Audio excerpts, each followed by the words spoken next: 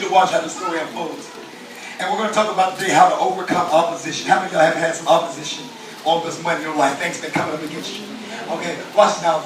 The enemy is a tactician. In other words, he looks at strategy. So the enemy attacks each and every one of us in different ways because he knows what it's going to take to pull us out of the Spirit of God. If you're taking notes, I'm going to give you the enemy's quick plan. You already know it's to steal, kill, and destroy. But you got to know why it's to kill, to steal, and destroy. You had an opportunity that the enemy didn't have. You could rebel against God and get forgiveness. The enemy couldn't get that forgiveness. That's right. So the enemy will spend his whole eternity trying to pull the saints of God out of the will of God to show God, listen, you sent your son to die for them people, but they don't even love you. They love their houses more. They love their cars more. They love their husbands more. They love their spouses more. They love their relationship more. So they love stuff more than they love you. Right. So God is all the time trying to defend us.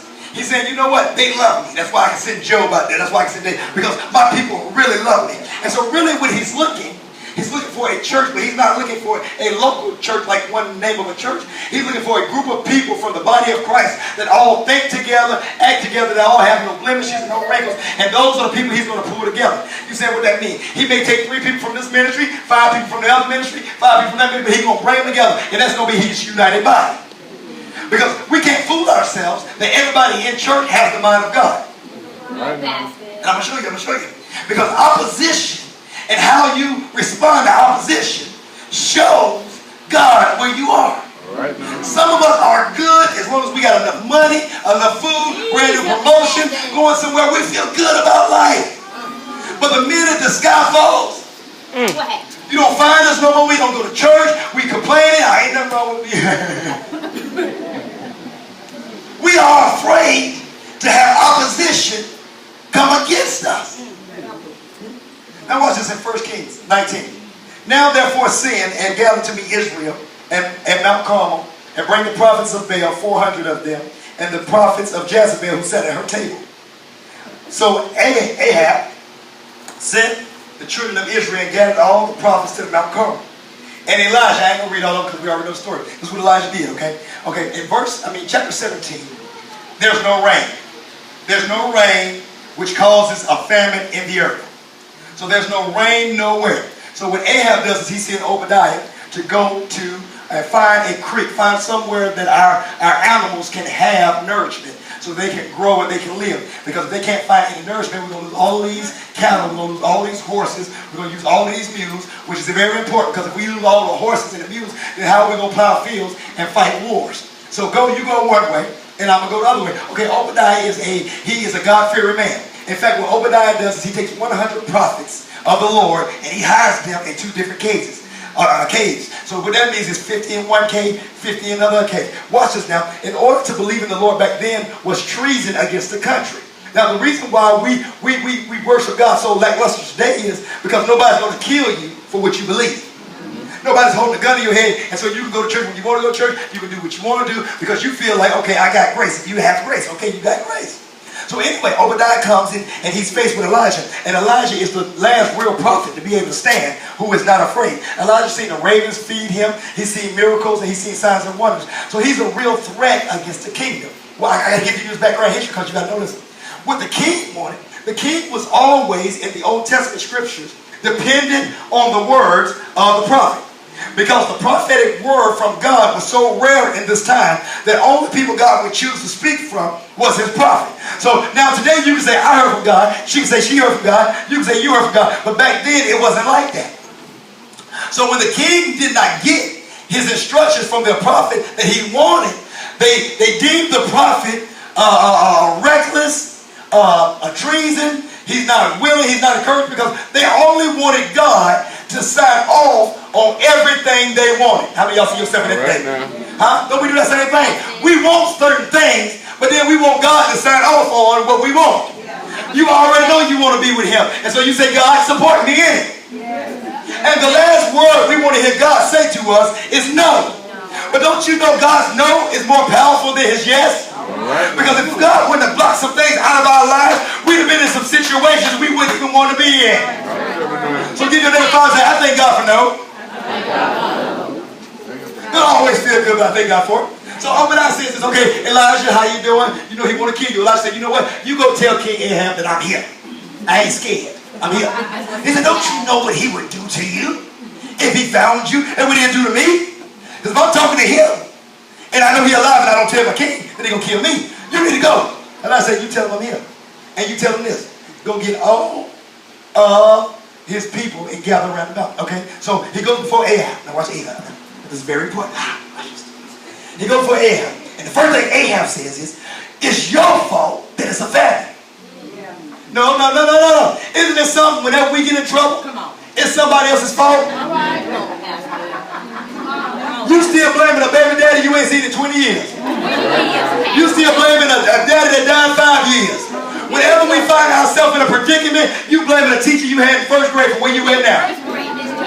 Every time we find ourselves in a situation, rather than saying, God, it's me, all right, get your cell phone out, we're going to Facebook, because we're going to put some stuff on Facebook. Rather than saying, it's me, the reason why I messed up, we always look for somebody to blame. Write this down in your notes. You'll never get healed as long as you blame somebody else.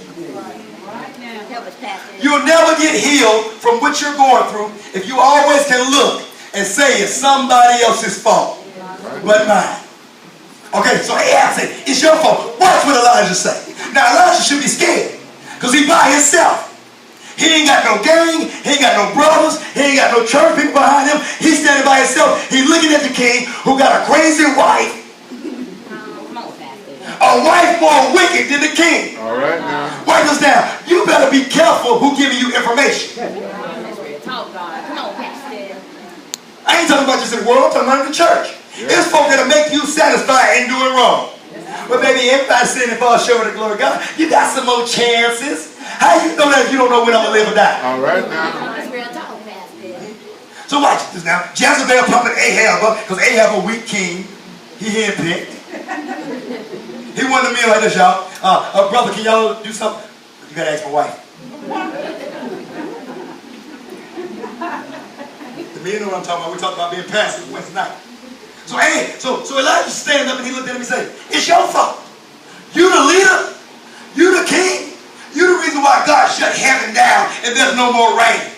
Lord have mercy. Do you know how much deliverance will come to leadership? If leadership was able to hear from somebody? Oh, it's your fault the church going in debt. It's your fault we can't do outreach. You the leader. So Ahab's mad. He's pulling over because you get mad, I get mad every time somebody tells us it's our fault. I want to be the man until it's time to pay the bill. Then I need more to eat 7 up. What you got over? Don't worry about I bought a new suit. I need a new suit. I need to be able to treat myself sometimes. Don't worry about I got my toes done. Don't you get your toes done? Yes, I get my toes done now. So he says this. He says, I tell you what. Go get them 400 false prophets. Go get the false prophets that are eating around Jezebel's table.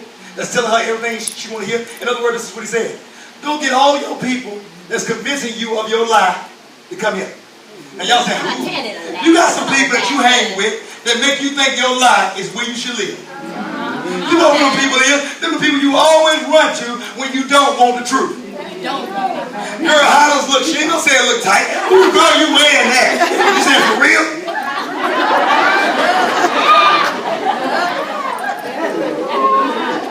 Huh? Anybody got a friend?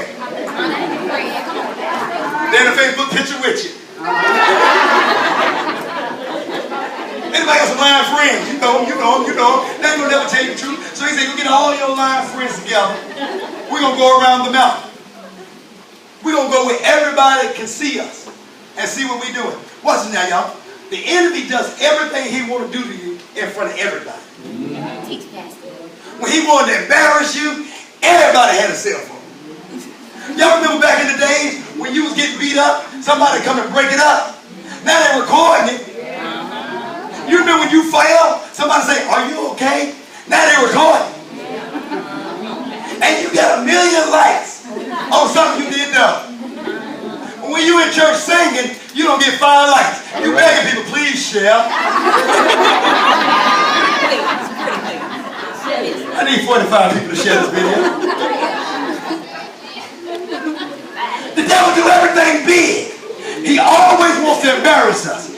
But how come whenever God moves in our life, we want to keep it secret? Watch this now. Elijah said, this ain't going to be no secret. Because when God show up, he going to show out. So all of Israel has come around this mountain. There are 200 prophets of Baal, 200 of Jezebels, hand-picked men standing here. One Elisha against 400 and more demonic spirits. But Elijah came ready